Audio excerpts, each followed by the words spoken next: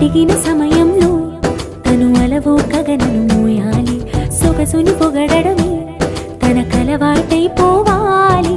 పనులను పంచుకుని మనసుంటే ఇంకేం కావాలి, అలకని తెలుసుకుని